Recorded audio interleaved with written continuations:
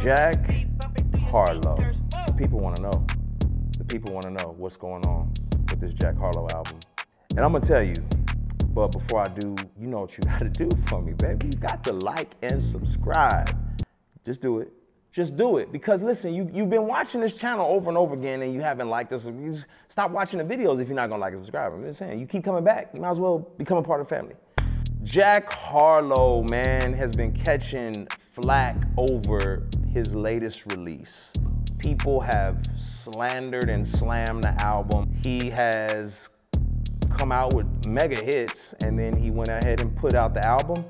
And yeah, the reviews were not positive at all. I think, you know, Pitchfork gave it like a really low grade too. It was pretty bad. And here's my thoughts on this. Met Jack Harlow years ago, really good dude, man. He was very humble at the time and actually like, you know, grateful to be having a conversation with me. I didn't know he was familiar with my music.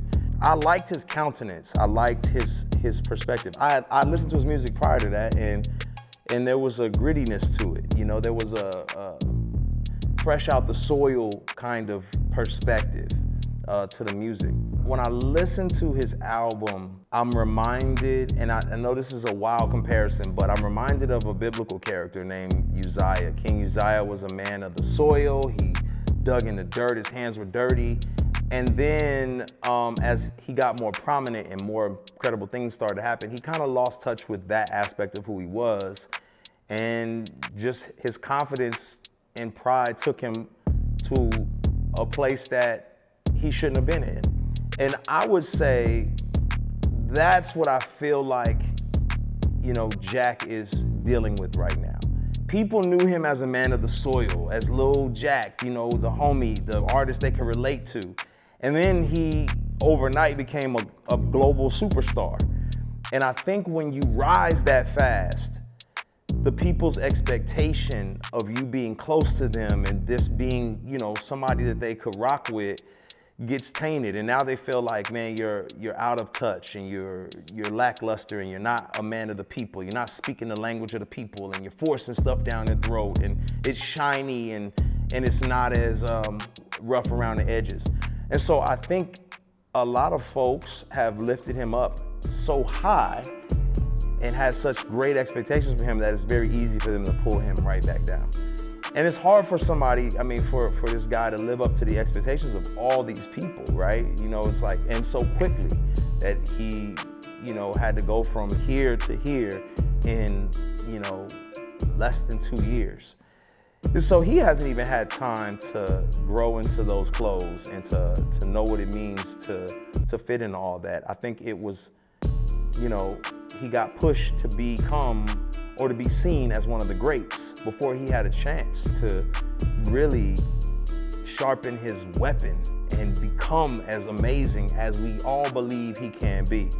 And so I think we see that happen a lot of times. We see people get overly hyped up, and when they get hyped up, people get disappointed when they don't live up to the hype. But we created the hype. So that's the crazy part about it is I think the kid is dope. I think he'll continue to be dope.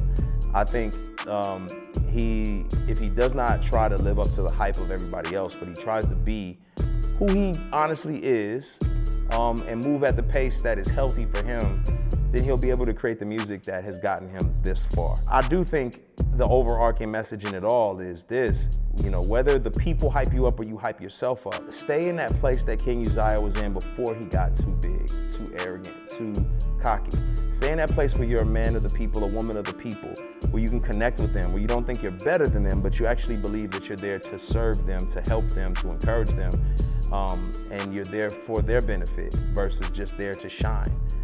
Because that's more vain and more empty. And people can connect and relate to an individual who's honest and there to connect with people versus there to just show people how shiny they are. So I do believe that is inside of Jack, and I think we'll see it in the future. Obviously, I pray for his mind, soul, heart in the process, and I'm always hoping that God continues to draw people to them. Heard MIA is a born-again Christian as well. I just heard about that. It's dope. So shout out to MIA. Maybe we can talk about music. I don't know. But, you know, hoping that for Jack as well, man, and more power to you, my brother. Keep going. Love and blessings. What's going on, y'all? Thank you for checking out my channel. Make sure you hit the like, the subscribe, and ring the bell for the notifications. Also, check me out on social media. Name is spelled Lecrae. God bless y'all.